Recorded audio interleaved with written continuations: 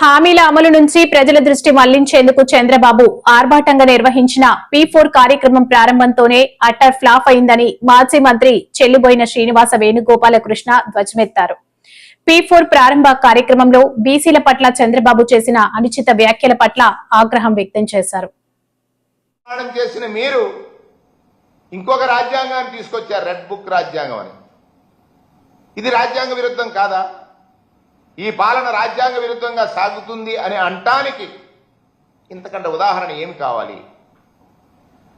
మీరు చేయనిది చేస్తానని చెప్పి చెయ్యనిది ప్రజాపక్షాన ప్రశ్నించేది ప్రతిపక్షం. ప్రభుత్వం అధికారంలో రావడానికి ప్రజలకు ఇచ్చినటువంటి అనేక హామీలు ఉన్నాయి. హామీలు అమలు చేయడానికి మీ దగ్గర ధనం ఉంది. జగన్మోహన్ రెడ్డి గారు అప్పులు చేసి ప్రజా సంక్షేమం జరిపాడని మీరు అంటారు. మీరు ఈ సంవత్సరం ఈ 10 మాసాల కాలంలో 1,53,000 కోట్ల అప్పులు చేశారు. 1,53,000 అప్పులు చేశారు. మీరు దిగిపోయే నాటికి 2019లో ఖజానాలో 100 కోట్లుంటే జగన్మోహన్ రెడ్డి గారి ప్రభుత్వం దిగిపోయే నాటికి, మీ ప్రభుత్వం వచ్చే నాటికి 7,000 కోట్లు ఖజానాలో ఉంటే ప్రభుత్వ పథకాలు అమలు చేయడానికి మీకు మనసు లేదే? అంటే డైవర్షన్.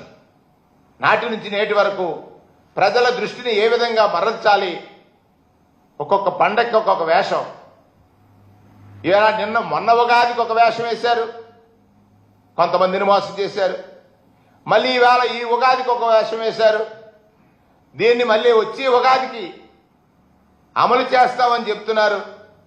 దాని పట్ల, బీసీల పట్ల, ఎస్సీల పట్ల మీ భావజాలం. ఆ రోజు అన్నారు ఎస్సీలుగా పుట్టాలని ఎవరైనా కోరుకుంటారా అని. పదే మీ నాయకులు అంటారు ఎస్సీలని చాలా హీనంగా చూసినటువంటి పరిస్థితులు ఉన్నాయి. యథా రాజా తథా ప్రజ. మీ ఆలోచన తగ్గట్టుగా మీ నాయకులు ఈ ఎవరైతే బడుగులు బలహీనులు ఉన్నారో వాళ్ళకు కొంత అవసరం. ఆ అవసరం ఎవరు తీర్చాలి? ప్రభుత్వాలు తీర్చాలి. ప్రభుత్వం పెద్దగా ఉన్న మీరు ఆ బాధ్యతను మరిచి, మరొకసారి చెప్తున్నాను, ప్రభుత్వ పెద్దగా ఉన్న మీరు, ముఖ్యమంత్రిగా బాధ్యతలు నిర్వహిస్తున్న మీరు ఈ ప్రజలకు కావలసినటువంటి అవసరాలు తీర్చడంలో విఫలం చెంది ఈ నాటకీయ పరిణామాలలో భాగంగా మీరు చేస్తున్నటువంటి దోపిడీని, ఏదైతే మీరు వాళ్ళ కాంట్రాక్టులు ఇస్తున్నారో దానిలో మీరు ఏ విధంగా దోచుకుంటున్నారనేటువంటిది పత్రికల్లో చూస్తా ఉన్నాం. ఎవరికైతే మీరు లబ్ధి చేకూరుస్తున్నారో, చేకూర్చే లబ్ధి 100 అయితే వారి నుంచి 10 తీసుకుని వారి వల్ల వారిని గొప్పగా చూడాలనేటువంటి నీ భావజాలానికి ఇదొక నిదర్శనం అనేటువంటి మాటని సందర్భంగా మనవి చేస్తా ఉన్నాను. కూటమి ప్రభుత్వం వచ్చిన తర్వాత ఈ రాష్ట్రంలో జరుగుతున్నటువంటి అల్లర్ల గురించి ఒక్కసారి మనం మాట్లాడుకుంటే శాంతి భద్రతలు లేవు.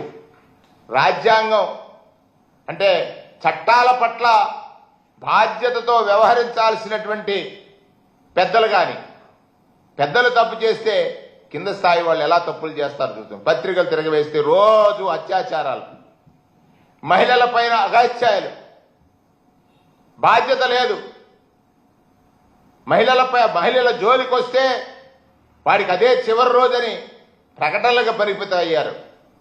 మహిళల జోలికి వస్తే వాళ్ళకి అదే చివరి రోజని ప్రకటనలు చేసినటువంటి మీరు మహిళలపై జరుగుతున్న అత్యాచారాల మీద మీ స్పందన కానీ, మీ నాయకుల స్పందన కానీ, జరుగుతున్నటువంటి తీరుని ఖండించడంలోనూ నియంత్రించడంలో మీ వైఫల్యం కానీ స్పష్టంగా కనపడతా ఉంది.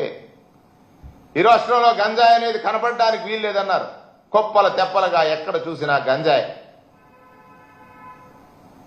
మీరు ఇంటింటికి ఒక బెల్ట్ షాప్ మాదిరిగా మద్యం అమ్మకాలు, మీ నాయకులు దోపిడీ. ఉచిత ఇసుక అన్నారు, పెద్ద మోసం. ఇసుకలో ఉచితం లేదు. మీ నాయకులకి ఉచితం కంటే పెద్ద రాసులుగా మూటలు దక్కుతున్నటువంటి పరిస్థితిని ఒకసారి మీ దృష్టికి, అంటే ఎప్పటికైనా మీరు మారాల్సినటువంటి అవసరం ఉంది. ఇవాళ ఈ రాష్ట్రంలో జరుగుతున్నటువంటి ఉదంతాలు చాలా చూసాం. తాజాగా నిన్న సత్యసాయి జిల్లా రాప్తాడు నియోజకవర్గంలో వైఎస్ఆర్ కాంగ్రెస్ పార్టీకి సంబంధించిన కురుబ సామాజిక వర్గం, బలహీన వర్గాలకు సంబంధించిన లింగమయ్య దారుణ హత్యకు గురయ్యాడు. ఆయన హత్యకు గురైతే అక్కడ హత్యకి గురయ్యారు ఆ బంధువులందరూ కూడా అక్కడ ఉన్నటువంటి శాసనసభ్యుల మీద వారి అనుమానాలను వ్యక్తం చేశారు. ఆ దశగా పోలీసులు ఎక్కడ పనిచేయట్లేదు. పరామర్శకు వెళ్తానన్నటువంటి గోరెంట్ల మాధవ్ గారిని హౌస్ అరెస్ట్ చేశారు. అంటే ఈ రాష్ట్రంలో రాజ్యాంగం ఏ రీతిగా జరుగుతుంది? ఈ రాష్ట్రంలో ప్రజాస్వామ్యం ఉందా? అంటే ఏకపక్షంగా మాకు అధికారం ఉంది, మా ఇష్టాను రీతిని మేము పనిచేస్తామనేటువంటి భావన తప్ప ప్రజలను ఆలోచించమని అడుగుతున్నాను. చంద్రబాబు నాయుడు గారు అధికారం పొందిన నాటి నుంచి నేటి వరకు రోజుకు ఒక అసత్యాన్ని, ఒక అబద్ధాన్ని వండి వారుస్తున్నాడు. ప్రజల్ని మోసగించడమే తన లక్ష్యంగా ఎంచుకున్నాడు. దానికి పొగడటానికి నలుగురిని పెట్టుకున్నాడు. ఆ పొగడ్తల వల్ల పేదవాడి జీవితాలు మారవు. చంద్రబాబు నాయుడు గారిని పొగడటం వల్ల పేదల జీవితాలు మారవు. అలాగే జగన్మోహన్ రెడ్డి గారిని తిట్టడం వల్ల పేదల జీవితాలు మారవు. స్వయంగా మీ శాసనసభ్యులు అంటున్నారు, నువ్వు గొప్ప పాలన ఇస్తానన్నావు, జగన్మోహన్ రెడ్డి గారి కంటే ఎక్కువ సంక్షేమాన్ని అమలు చేస్తానన్నారు. ఆయన చేసిన సంక్షేమం ఎక్కడా అమలు జరగలేదు. నేను ఇవాళ చూశాను, ఒక అధికార ప్రతినిధి చెప్తా ఉన్నాడు, జగన్మోహన్ రెడ్డి గారు మీరు అధికారంలో జూన్లోకి వచ్చారు, అమ్మఒడి కార్యక్రమం ఎప్పుడు ఇచ్చారు? 2020 ఎంత తెలివిగా చెప్తున్నాడు. 2020 జనవరిలో ఇచ్చారు. ఎన్ని నెలలు తేడా? 6 నెలలు. మీకు ఇప్పుడు ఎన్ని నెలలు అయింది? 10 నెలలు అయింది. జూన్లో ఇస్తారో లేదో తెలియదు, అందరికి ఇస్తామని చెప్తున్నారు. ఇవ్వండి, మేము అడిగేది కూడా అదే, మేము అడుగుతున్నది కూడా అదే.